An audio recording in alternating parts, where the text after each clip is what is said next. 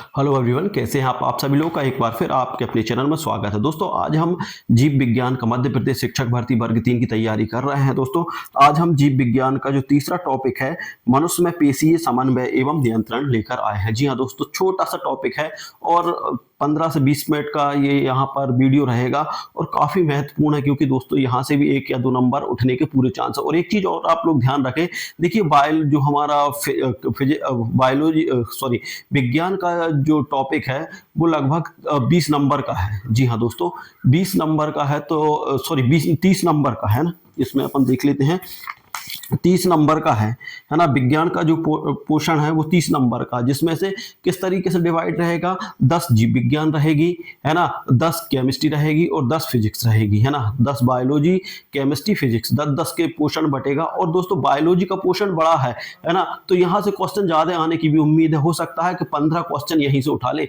इसलिए बायोलॉजी को बहुत अच्छे से आप लोग को तैयार करना है। और दोस्तों मैं वही तैयारी करवा रहा हूँ, ठीक है। मनुष्य में पेशी समन्वय एवं नियंत्रण, देखिए जो पेशीय समन्वय एवं नियंत्रण है हम उसको देखने वाले हैं।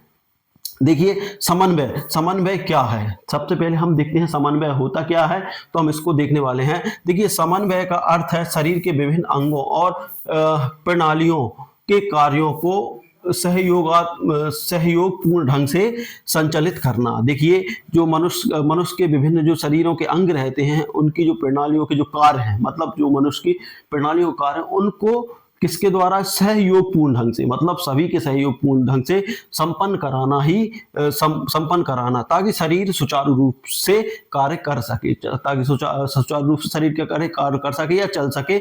इसको क्या बोलते हैं, समन्वय कहा जाता है। अब देखिए समन्वय और नियंत्रण का तंत्र, ठीक है ना। मनुष्य में 2 मुख्य नियंत्रण तंत्र होते हैं। देखिए अब मुख्य कौन कौन से होते हैं, 2 नियंत्रण तंत्र होते हैं, तो यहाँ पर हम देखने वाले हैं। एक होता है तंत्रिका तंत्र और एक होता है अंतःस्रावी तंत्र, है ना। अब इसके विशेषता क्या है, यह तीव्र होता है। देखिए तंत्रिका तंत्र कैसा होता है, तीव्र होता है, अल्पकालीन होता है, मतलब कुछ क्षण के लिए रहता है, विद्युत संकेत द्वारा कार्य करता है। जो विद्युत संकेत देती है हमारी बॉडी, उसके द्वारा ये कार्य करता है। जबकि अंतःस्रावी तंत्र क्या होता है, हार्मोन्स द्वारा धीमी लेकिन दीर्घकालीन प्रक्रिया है। देखिए जो अंतःस्रावी ग्रंथि का जो कार्य है हार्मोन्सों के द्वारा होता है इसका, है ना, इसका कार्य, और धीमा होता है लेकिन दीर्घकालीन, मतलब बहुत समय तक चलता है। तो क्वेश्चन सीधा बन सकता है कि तंत्रिका तंत्र की मुख्य विशेषता क्या है ना। तो यहाँ पर 3-4 ऑप्शन भर देंगे, तो आप लोगों को याद रखना है कि ये तीव्र होता है, अल्पकालीन होता है, मतलब कुछ समय के लिए होता है, और विद्युत संकेतों द्वारा कार्य करता है, ठीक है ना। जबकि अंतःस्रावी हार्मोन्स द्वारा धीमा है। देखिए हार्मोन्स द्वारा करता है लेकिन धीमा करता है, लेकिन दीर्घ आयु तक ये कार्य, दीर्घकालीन प्रतिक्रिया करता है, ठीक है ना। आप लोगों को याद रखना है, दोनों तंत्र मिलकर शरीर कार्यों एवं पेशियों में समन्वय में सहयोग करते हैं। मतलब दोनों जो तंत्र मिलकर जो शारीरिक जो कार्य रहते हैं, है ना, जो शारीरिक के जो कार्य रहते हैं, उनके पेशियों में समन्वय बना के रखता है और सहयोगपूर्ण कार्य करते हैं, ठीक है ना। अब पेशियां और उनके कार्य, तो अब कौन कौन सी पेशी रहती हैं और उनके कार्य क्या क्या है, ठीक है ना। सबसे पहले बात करें हम कंकाल पेशी, जो हमारा शरीर का ढांचा है उसका। देखिए कंकाल में क्या क्या आता है, हाथ आते हैं, पैरों की पेशियां आती हैं, है ना, और इच्छा अनुसार नियंत्रण के, देखिए ये है इसके उदाहरण और ये है इसका नियंत्रण। नियंत्रण किससे होता है, इच्छा के अनुसार नियंत्रण होता है। आपकी इच्छा हुई तो हाथ को ऐसा करना है तो ऐसे कर सकते हैं, फैलाना है तो फैला सकते हैं, है ना, ऊपर करना है तो ऊपर कर सकते हैं, नीचे करना है नीचे करते, उंगलियों को हिलाना है तो हिला सकते हैं, मतलब इच्छा के अनुसार ये कार्य करता है, ठीक है ना। जबकि मृदु पेशियां क्या करते हैं, आंतें, रक्त नलिकाएं, ये मृदु पेशियां हैं। मतलब मृदु पेशी कौन कौन सी हैं, आंतें हैं, रक्त नलिकाएं हैं, ठीक है ना। और ये अनैच्छिक होती हैं, मतलब अपनी इच्छा नहीं है तो भी ये कार्य करती है। जैसे मान लीजिए जो रक्त नलिकाएं हैं, रक्त उनको बहना है, आपकी इच्छा हो या ना हो, लेकिन वहां से रक्त बहेगा, है ना दोस्तों। ये आप लोग को ध्यान रखना। आंतों का काम क्या है, पाचन क्रिया कंप्लीट करना। तो आंतें आपकी पाचन क्रिया करेंगी चाहे आपकी इच्छा हो या ना हो। तो ये कैसी है, अनैच्छिक है। क्वेश्चन डायरेक्ट पूछ लेगा कंकाल पेशी कैसी होती हैं, तो इच्छानुसार, अनैच्छिक, है ना, दोनों इनमें से कोई नहीं, तो कैसी होती है, इच्छानुसार होती है, ऐच्छिक होती हैं। जबकि मृदु पेशियां कैसी होती हैं, अनैच्छिक, है ना, ऐच्छिक, दोनों इनमें से कोई नहीं, तो ये अनैच्छिक होती हैं। आप लोगों को हृदय पेशियां, अब तीसरा होता है हृदय पेशियां। हृदय की मांसपेशियां स्वयं नियंत्रित होती हैं, मतलब स्वयं के द्वारा ही नियंत्रित होती हैं, ये भी, है ना। हृदय की मांसपेशियां कैसी होती है, स्वयं नियंत्रित होती हैं।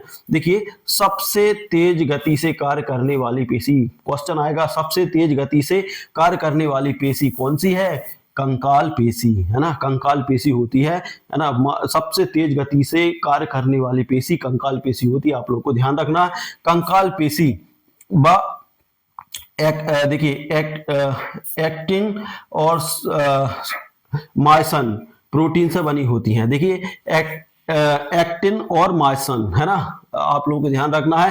कंकाल पेशी किससे बनी होती है, एक्टिन और मायसन पेशी से बनी होती है। क्वेश्चन पूछ सकता है कंकाल पेशी किससे बनी होती है, आपको बहुत सारे उदाहरण देंगे, तो एक्टिन और मायसन पेशी से बनी होती है। पेशी समन्वय में मस्तिष्क की भूमिका, देखिए पेशी समन्वय में मस्तिष्क की क्या भूमिका रहेगी। सबसे पहले बात आती है सेरिबेलम, देखिए ये मस्तिष्क के भाग है, ये कार्य है सेरिबेलम। सेरिबेलम क्या है, पेशियों के समन्वय, संतुलन और गति का नियंत्रण करता है। जो सेरिबेलम है वो क्या करता है, पेशियों में समन्वय करता है, संतुलन और गति का नियंत्रण करता है। जबकि सेरिबल कॉर्टेक्स क्या करता है, इच्छा शक्ति से पेशियों का नियंत्रण करता है। मेडुला ऑब्लोंगाटा क्या करता है, हृदय गति, श्वसन, रक्तचाप आदि का नियंत्रण करता है। तो देखिए आपको इनके प्रत्येक के कार्य याद रखना है, इनसे पूछ लेगा कि इनका कार्य क्या है, तो आप लोगों को ध्यान रखना है ना। तो मेडुला ऑब्लोंगेटा का कार्य क्या है, हृदय की गति, है ना, हृदय की गति, श्वसन, रक्तचाप आदि का नियंत्रण करना, ठीक है ना। तो यहां से इस तरीके से आप लोग को करना है। अगला हमारा जो है, अगला है सेरिबेलम को केंद्र, देखिए सेरिबेलम को बैलेंस और मूवमेंट का केंद्र कहा जाता है। सेरिबेलम को क्या कहा जाता है, सेरिबेलम को बैलेंस और या एवं मूवमेंट का केंद्र कहा जाता है। क्वेश्चन पूछ लेगा बैलेंस और एवं मूवमेंट का केंद्र किसे कहा जाता है, तो दोस्तों किसको कहा जाता है, सेरिबेलम को कहा जाता है। पेशियों के नियंत्रण, संकुचन का नियंत्रण, देखिए पेशियों के संकुचन का नियंत्रण, पेशियों के संकुचन का नियंत्रण देखते हैं। पेशियां तंत्रिकीय, देखिए तंत्रिकीय आवेगों, है ना, तंत्रिकीय, पेशियां तंत्रिकीय आवेगों द्वारा संचालित होती हैं। क्वेश्चन पूछ लेगा पेशियां किसके द्वारा संचालित होती हैं, तंत्रिकीय आवेगों द्वारा। न्यूरॉन पेशियों को संकेत भेजते हैं, जो न्यूरॉन रहते हैं वो पेशियों को संकेत भेजते हैं। पेशियां एक्टिन वे मायसन की मदद से संकुचित होती हैं, जो एक्टिन रहता है और मायसन की मदद से क्या होता है, संकुचित। ये आप लोगों को ध्यान रखना है, ठीक है ना। एटीपी ऊर्जा के रूप में उपयोग होता है, ठीक है ना, एटीपी क्या ऊर्जा के रूप में उपयोग होता है, तो ये आप लोगों को ध्यान रखना है। अब क्वेश्चन देखना है, देखिए प्रतियोगी परीक्षाओं के लिए मुख्य तथ्य, जो प्रतियोगिता परीक्षाओं में आने वाले हैं वो मुख्य तथ्य भी आपको, देखिए शरीर की सबसे लंबी पेशी कौन सी है, सार्टोरियल, है ना, जांग में, है ना, सार्टोरियल जांग में होती है। जो सबसे लंबी पेशी कौन सी होती है, जो सार्टोरियल है, जो जांग में होती है वो होती है, ठीक है ना। सबसे मजबूत पेशी जबड़े की पेशी होती है, जबड़े की पेशी होती है, ठीक है ना। हृदय की पेशियां स्वचालित एवं थकती नहीं है। जो हृदय की पेशियां रहती है वो अपने आप में चलती हैं और कभी भी थकती नहीं है। देखिए दोस्तों, थकने का मतलब है कि क्रिया बंद कर देना। जिस दिन हृदय की पेशियों ने क्रिया करना बंद कर दिया उस दिन आदमी डेथ हो जाता है, मतलब उसकी मृत्यु हो जाती है, ठीक है ना। अब उसके बाद देखते हैं पेशियों के संकुचन के लिए आवश्यक ऊर्जा। आवश्यक ऊर्जा क्या होती है, एटीपी होती है, ठीक है ना। पेशियों के संकुचन के लिए आवश्यक ऊर्जा क्या होती है, एटीपी होती है। पेशियों में थकावट किससे होती है, तो लैक्टिक एसिड के जमाव से। जो पेशियों में थकावट किसके द्वारा होती है, लैक्टिक एसिड के जमाव के कारण, ये आप लोगों को ध्यान रखना, ठीक है ना। पेशियों को संकेत देने वाला तंत्र तंत्रिका तंत्र होता है, ये ध्यान रख लेना, है ना। पेशियों को संकेत देने वाला तंत्र कौन सा है, तंत्रिका तंत्र है। पेशी संकुचन के लिए आवश्यक आयन कैल्शियम है। देखिए पेशियों के संकुचन के लिए आवश्यक आयन कौन सा है, कैल्शियम है, ठीक है ना। CNS द्वारा पेशी समन्वय का नियंत्रण होता है मुख्यतः किसमें, सेरिबेलम द्वारा, CNS द्वारा, ठीक है ना। CNS द्वारा पेशियों का नियंत्रण होता है, किस मुख्य कौन होता है, सेरिबेलम द्वारा होता है। अब उसके बाद बात करते हैं समन्वय, समन्वय का उदाहरण। समन्वय का उदाहरण क्या होता है, यहाँ पर हम देखने वाले हैं उंगली जलने पर तुरंत हटाना रिफ्लेक्स तंत्रिका तंत्र से नियंत्रित होता है ना। तो किसके तंत्रिका तंत्र द्वारा ही ये नियंत्रित होता है कि यदि आपकी उंगली जलती है तुरंत हटा लेते हैं, है ना। संतुलन बनाए रखना सेरिबेलम द्वारा नियंत्रित होता है। किसके द्वारा होता है? सेरिबेलम द्वारा। संतुलन बनाए रखना सेरिबेलम द्वारा, जबकि उंगली जलने पर तुरंत हटाना तंत्रिका तंत्र द्वारा। ये क्रिया कौन सी क्रिया कहलाती है? रिफ्लेक्शन क्रिया कहलाती है। आंखों की गति, है ना, चलना फिरना मस्तिष्क के विभिन्न भागों द्वारा संयोजित होता है। देखिए आंखों की जो गति रहती है, अब इधर देख रहा है, उधर देखने लगे, ऊपर नीचे, ये सब किसके द्वारा होती है नियंत्रित? ये मस्तिष्क के द्वारा नियंत्रित होती है। अब रिफ्लेक्स क्रिया हम पहले भी पढ़ चुके, इससे पहले बारी। यह एक त्वरित स्वतः स्फूर्ति क्रिया होती है। रिफ्लेक्स क्रिया कैसी होती है?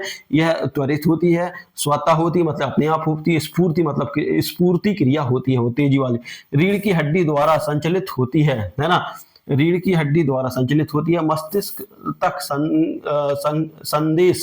संदेश बाद में पहुंचाता है, ठीक है ना।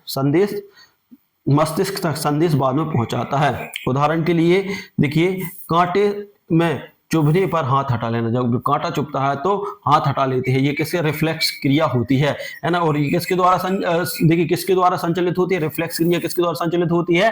रीढ़ की हड्डी द्वारा संचालित होती है ना। मस्तिष्क तक संकेत बाद में पहुंचाती है, पहले ये क्या करती है? यहाँ रीढ़ की हड्डी से यहाँ संकेत पहुंचाती थी और क्रिया हो जाती है, फिर उसके बाद मस्तिष्क पर ये संकेत पहुंचाती है। अब उसके बाद बात करते हैं हम अंतःस्रावी तंत्र, है ना। अंतःस्रावी तंत्र की बात करने वाले हैं। तो ये ग्रंथि है, ये हार्मोन से ये कार्य है, ठीक है ना। पिट्यूटरी ग्रंथि, है ना। हार्मोन्स क्या है? ग्रोथ हार्मोन्स होता है इसमें। पिट्यूटरी ग्रंथि में कौन सा? ग्रोथ हार्मोन्स होता है, शरीर की वृद्धि के लिए। ये सहायक किसके लिए होता है? शरीर की वृद्धि के लिए। उसके बाद बात करते हैं हम थायराइड। देखिए हार्मोन्स की बात करें, ग्रंथि कौन सी है? थायराइड ग्रंथि, है ना। थायरोक्सिन इसमें हार्मोन्स होता है। चयापचय दर इसका कार्य क्या होता है? चयापचय दर होता है। जबकि एड्रिनल ग्रंथि, है ना, इसमें कौन सा हार्मोन रहता है? एड्रीनलिन ऐसा आपातकालीन क्रिया, जो आपातकालीन क्रिया रहती है, ये इसका कार्य होता है एड्रीनलिन। अग्नाशय में रहता है इंसुलिन। रक्त में ग्लूकोज नियंत्रण, जो रक्त में ग्लूकोज नियंत्रण का कार्य कौन करता है? अग्नाशय। पूछ सकते हैं कि रक्त में ग्लूकोज का नियंत्रण कौन करता है? तो अग्नाशय ग्रंथि करती है ना। और इसका हार्मोन्स क्या होता है? इंसुलिन आप समझते ही हैं, ठीक है ना। जब किसी को रक्तचाप, जिसका ग्लूकोज बढ़ जाता है ना, मतलब कि बीमारी हो जाती है, कौन सी दोस्तों? शुगर की, तो किसका इंजेक्शन दिया जाता है? इंसुलिन मतलब एंटी ग्लूकोज दिया जाता है, ठीक है ना। उसके बाद परीक्षा में पूछे जाने सवाल, परीक्षा में कौन कौन से पूछे जाने संभावित प्रश्न है ना, अभी वो देखे ले रहे हैं हम। देखिए पेशी समन्वय कौन नियंत्रित करता है? तो सेरिबेलम करता है। देखिए पेशियों का समन्वय और नियंत्रण कौन करता है? तो सेरिबेलम करता है। हृदय की पेशियां किस प्रकार की होती हैं? जो हृदय की पेशियां रहती हैं स्वतः और थकान रहित होती हैं। हृदय की पेशियां स्वतः और थकान रहित होती है, मतलब अपने आप काम करती हैं, और थकान रहित मतलब कभी अपना काम करना बंद नहीं करती है।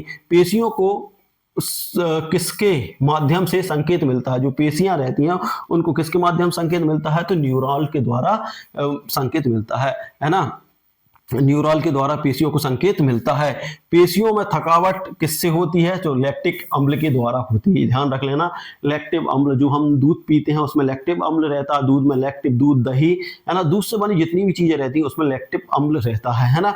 तो यदि उसका अधिक मात्रा में सेवन किया जाए तो शरीर में मोटापा आ जाता है और थकावट होने लगती है, ठीक है ना। सबसे लंबी पेशी, सबसे लंबी सार्टोरियस पेशी होती है, और ये कहाँ होती है? जांग में होती है, ठीक है ना। और उसके बाद बात करें एटीपी किस में बनता है? तो माइटोकॉन्ड्रिया में बनता है। एटीपी माइटोकॉन्ड्रिया में बनता है, जिसे ऊर्जा का पावर हाउस कहा जाता है। माइटोकॉन्ड्रिया को ऊर्जा का पावर हाउस कहा जाता है, ठीक है ना। यहाँ से आप लोग ध्यान रख सकते हैं, ब्रेन सोचता है, न्यूरॉन भेजता है और मसल्स काम करता है, ठीक है ना, इस तरीके से। तो दोस्तों इस तरीके से ये छोटा सा अध्याय था पेशी और मनुष्य में पेशी समन्वय एवं नियंत्रण। और यहाँ से एक दो क्वेश्चन बनने की पूरी उम्मीद है, क्योंकि देखिए दोस्तों बार बार कह रहा हूँ कि बायोलॉजी से ज्यादा क्वेश्चन आएंगे, है ना। बायोलॉजी से इसलिए ज्यादा क्वेश्चन आएंगे कि ये पूरा व्यवहारिक है। देखिए इसमें पर्यावरण भी समाहित हो जाता है ना, और बहुत सारी चीजें समाहित हो जाती है, इसलिए इससे क्वेश्चन बहुत ज्यादा बनने की उम्मीद है। 15 क्वेश्चन आने की पूरी उम्मीद, इसलिए हम इसको जीव विज्ञान को इग्नोर नहीं कर सकते। जीव विज्ञान आपको फिजिक्स केमिस्ट्री से भले ही कम क्वेश्चन आए, है ना, भले ही ना बने, लेकिन लेकिन बायोलॉजी पूरी तरीके से अपने इस पर कंट्रोल होना चाहिए। तो दोस्तों ये था वीडियो, आप लोग वीडियो कैसा लगा, अच्छा लगा तो लाइक शेयर कमेंट कर दीजिए। साथ ही अभी तक चैनल पर नया हो सब्सक्राइब नहीं किया प्लीज चैनल को सब्सक्राइब जरूर कर लीजिए। मिलते हैं अगले वीडियो में, तब तक लीजिए जय हिंद जय भारत।